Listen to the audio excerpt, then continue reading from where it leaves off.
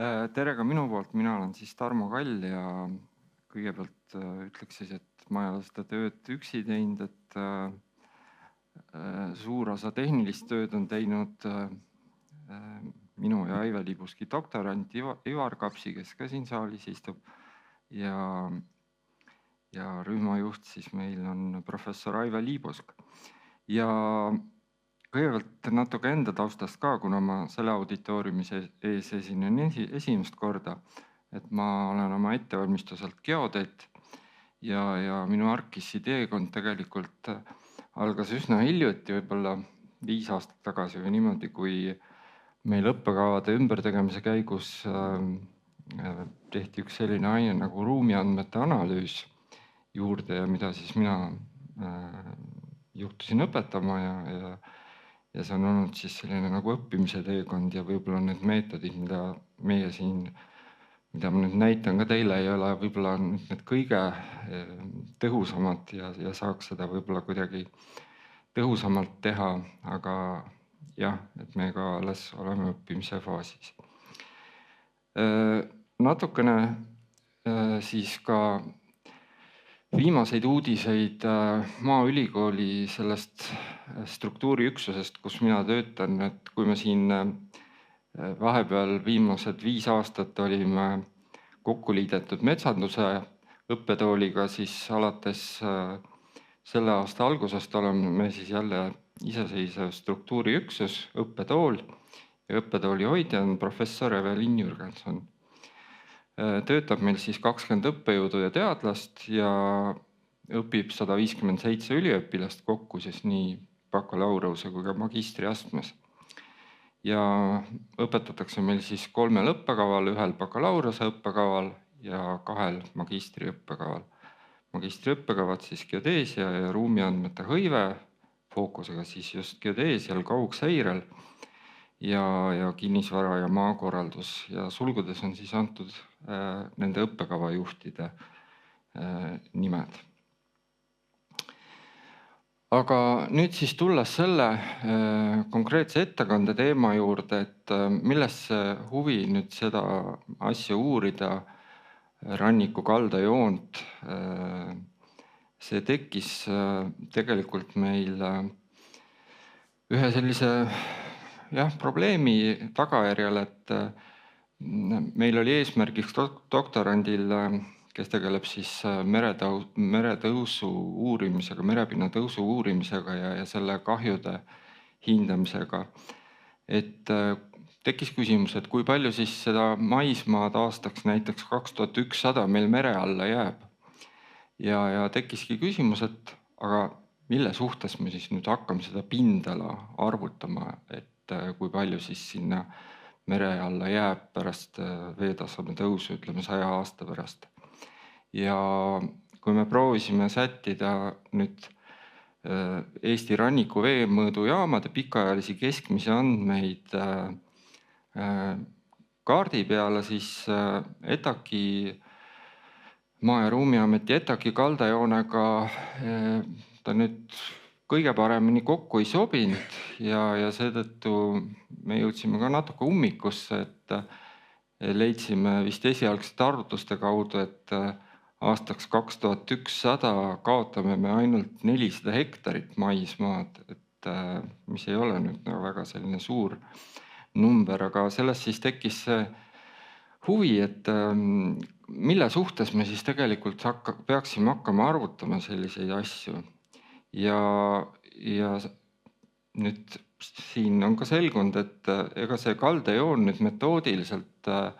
väga kindlalt defineeritud ei ole, et kui siin vanemates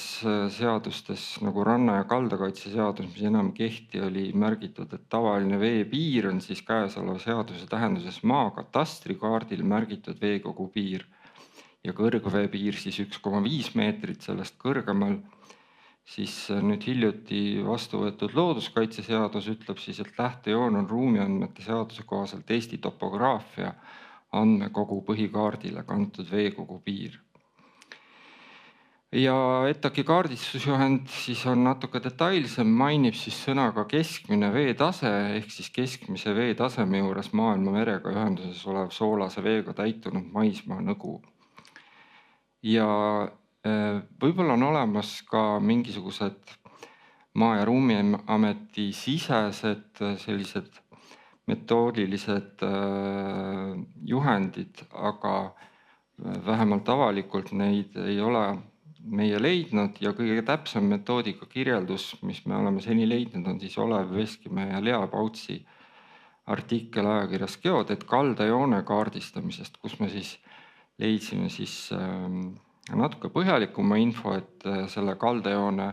määramiseks on siis kasutatud stereofotosid, aerolaserskaneerimise andmeid ja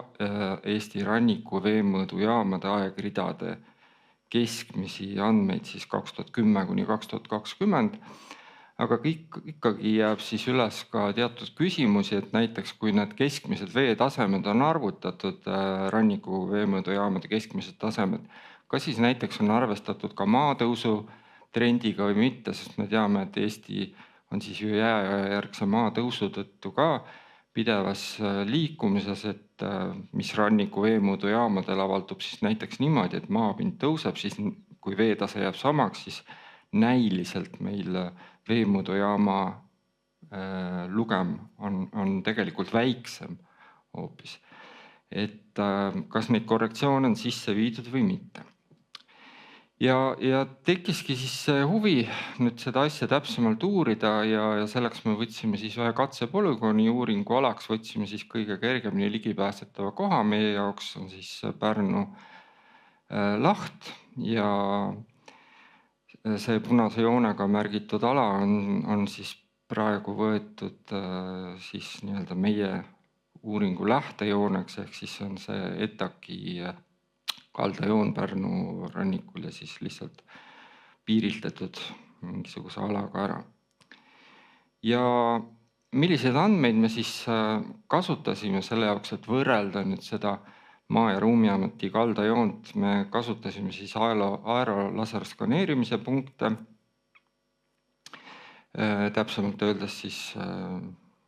nendel kuupäevadel siis aprillis ja mais 2021 tavalennu andmeid ja siis Euroopa Kosmoseagentuuri satelliitide Sentinel-2 ja Sentinel-1 andmeid. Sentinel-2 on siis teadupärast on nii-öelda optiline kaugseiresatelliit, multispektraalkanalitel töötav satelliit, kus on siis võimalik saada informatsiooni resolutsiooniga 10x10 meetrit ja Sentinel-1 on siis radar kaugseiresatelliit, mis siis saadab maa poole mikrolaineid ja võtab siis vastu maapinnalt peegeldunud või siis veekogu pinnalt peegeldunud mikrolaineid. Ja on siis võimalik samuti saada siis resolutsiooniga 10x10 meetrit neid andmeid. Ja täpsemalt siis siin nendest aerolaserskaneerimise andmetest, et siis sellel ühel joonisel on siin näha nüüd need 1/2000 mõõtkavas kaardilehe ruudud, mis siis katsid selle meie uuringuala ära. Kasutasime siis eelklassifitseeritud andmeid, kus siis filtreerisime välja omal selle kõrgusmudeli loomiseks ainult maa- ja veeklassi kuuluvad punktid ja me püüdsime siis sobitada sellele kõrgusmudelile sama kõrgusjoont kõrgusega 0,24 meetrit, mis on siis perioodi 2015 kuni 2025 keskmine veetase Pärnu veemõõdujaamas. Ja see periood on siis see eelnevalt mainitud satelliidi andmete periood, et siis meil on võrdlusperioodid, satelliidi andmed ja veemõõdujaama andmed on siis võrreldavad. Nüüd, kuidas me selle veepiiri siin nendest satelliidi andmetest siis kätte saame, et selle jaoks on siis siin toodud selline pikk võrdlustabel ka, et kus siis võrreldakse Sentinel-1 ja Sentinel-2 satelliite. Et Sentinel-1, nagu ma ütlesin, on siis radar, kaugseire satelliit,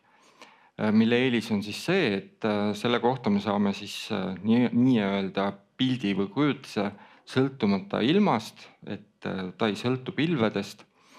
ega sõltu valgustingimustest, ka öö kohta on võimalik see pilt saada. Aga vastandina siis sellele Sentinel-2 andmetele teda siis väga suurel määral takistavad pilved, et läbi pilvede ei ole võimalik sealt informatsiooni saada. Ja sisendina siis Sentinel-1 satelliidi puhul siis kasutasime VH, vertikaalne horisontaalne polariseeritud tagasihajumist, ehk siis kui satelliit saadab maapinnale vertikaalselt polariseeritud signaali, siis tagasi seda infot, mis me tahame saada, on siis signaal, mis on horisontaalselt polariseeritud. Ja Sentinel-2 satelliidil siis kasutasime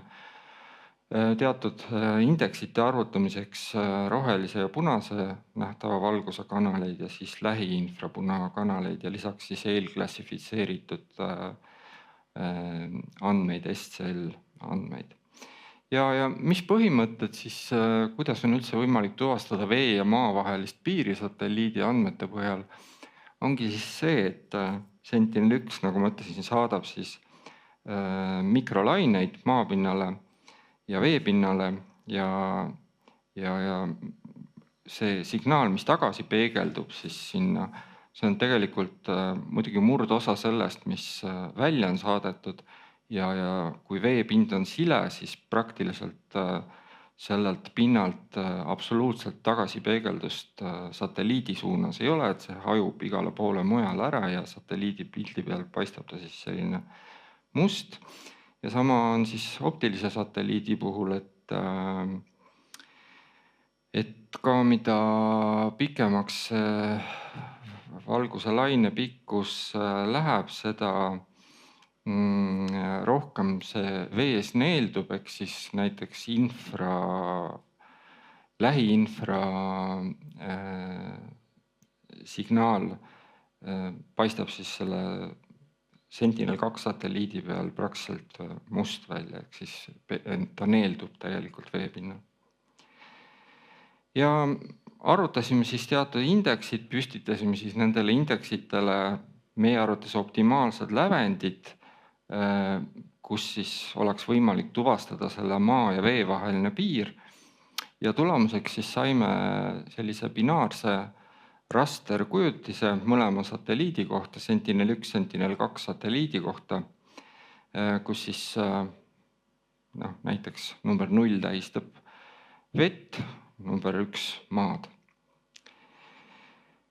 Ja nüüd siis edasi töötlesimegi neid pilte ArcGIS-Pros. Piltide allalaadimine ise toimus Copernicuse hub'ist siis vastavate Python skriptide abil, nagu siin sellel konverentsil juba kõik on demonstreerinud, et tänapäeval kõik põhimõtteliselt ju võivad olla programmeerijad, et lihtsalt sa pead oma soovi väga selgelt ja konkreetselt tehisintellektile väljendama ja saad luua siis endale vajalikud Python skriptid väga kiiresti.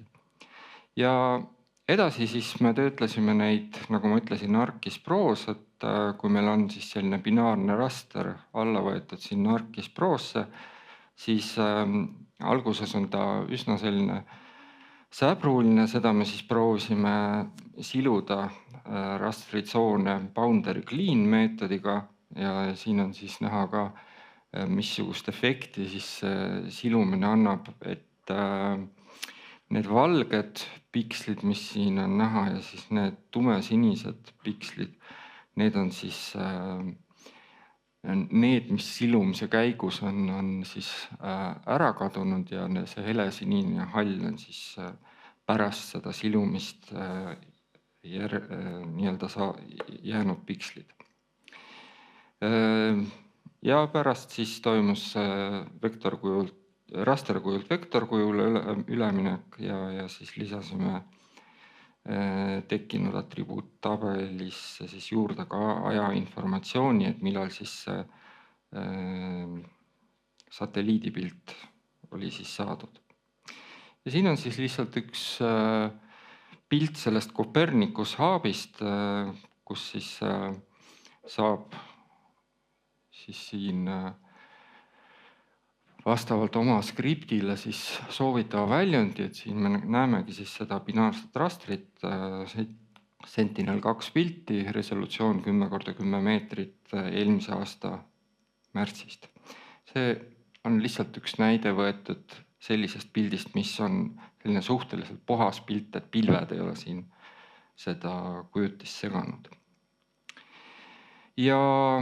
nüüd siis kokku me saime, kui meil periood oli 2015 kuni 2025, kokku selle perioodi kohta me saime,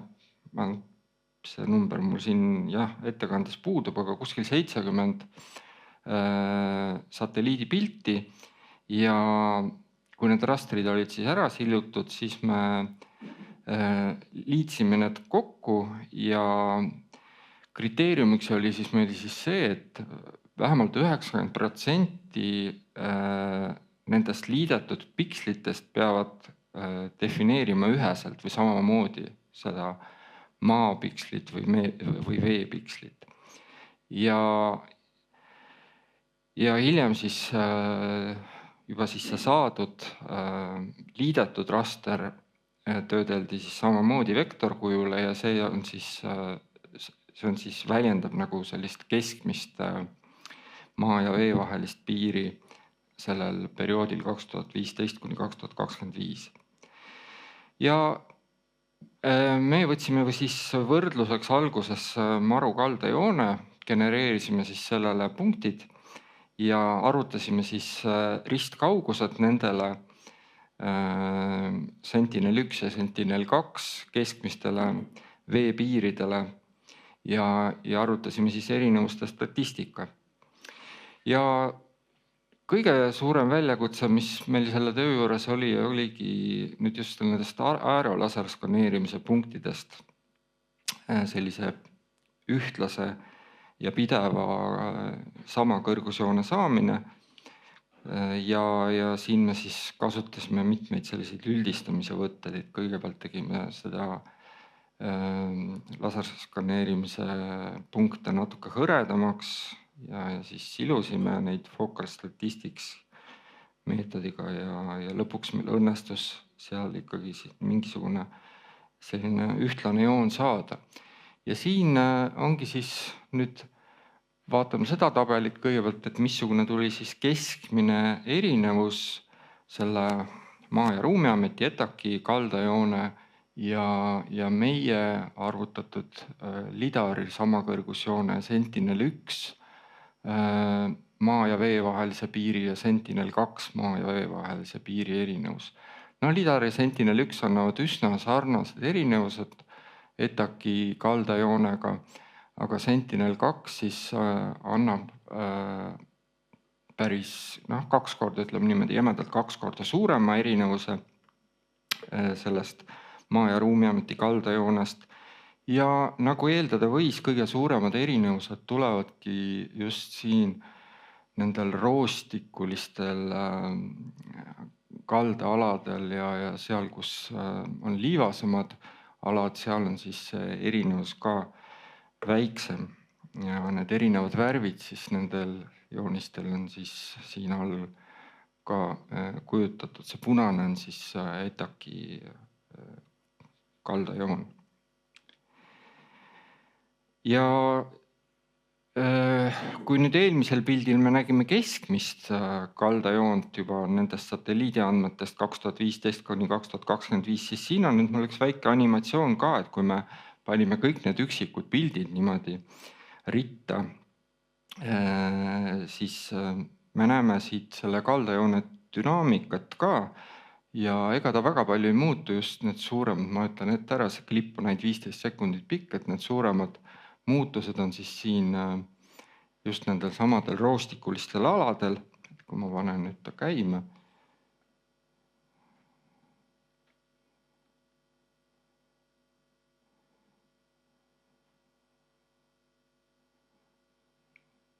siis jah, selline dünaamika siis satelliitpiltidel Sentinel-2 andmete põhjal. Sentinel-1 siin praegu ei ole, et see animatsioon on tehtud ainult Sentinel-2 kohta, tuli siis välja. Nii, aga nüüd on veel küsimus viimane, kui mul siin, jah, et kui täpselt me selle Sentinel-2 kaldajoone siis ikkagi saime. Erinevus maru kaldajoonega tuli ikkagi 80 meetrit, et tekkis küsimus, et kas kumb nüüd siis nii-öelda õige on. Ja selle jaoks me tegime ühe välitöö ekspeditsiooni suhteliselt hiljuti siin 23. aprill 2026. Samal päeval toimusid siis ka nii Sentinel-1 kui Sentinel-2 satelliidi ülelennud sellest Pärnu lahest ja tegime siis RTK GNSS mõõtmisi, kus me siis selle RTK GNSS seadmega püüdsime nii hästi kui võimalik, siis see on inimliku tunnetamise küsimus, tabada seda maa ja vee vahelist piiri. Õnneks oli meri suhteliselt rahulik ja nii oli siis, see ei ole muidugi täppisgeodeesia, aga ütleme niimoodi pluss-miinus 50 sentimeetri täpsusega me oleme võimelised ikka, ma arvan, tunnetama seda maa ja vee vahelist piiri. Ja siin see roosa joon on siis Sentinel-2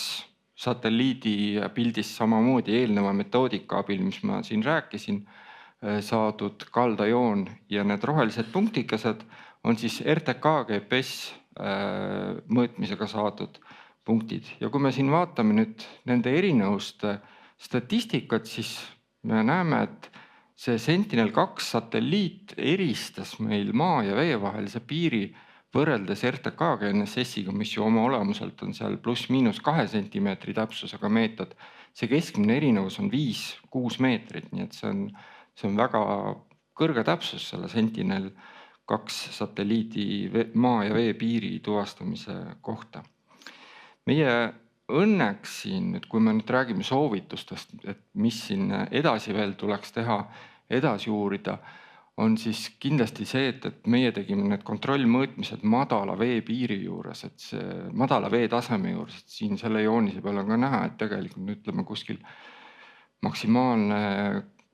veepiir on kuskil siin kõrketes, siis meie mõõtsime sellist veepiiri siin, et ta oli selles Eesti kõrgussüsteemis -5, -10 sentimeetrit sellel mõõtmise hetkel. Kindlasti tuleks seda metoodikat satelliitpildi täpsust kontrollida ka kõrgemate veetasemete juures. Tuleks kontrollida teist tüüpi rannikutel ja kui see tõepoolest peab paika, et need satelliitpildid tuvastavad maa ja vee vahelist piiri küllaltki kõrge täpsusega, siis küsimus, et kuidas nüüd siis neid satelliitkaugseire andmeid võiks siis samuti integreerida riikliku kaldajoone määramisse ja võib-olla siis uuendada ka seda rannikukaldajoont tihedamini, kui praegu vist vaadatakse seda 8 aasta tagant, kui ma sellest geodeedi artiklist õigesti mäletan, vaadatakse üle. Nii et aitäh! Suur tänu!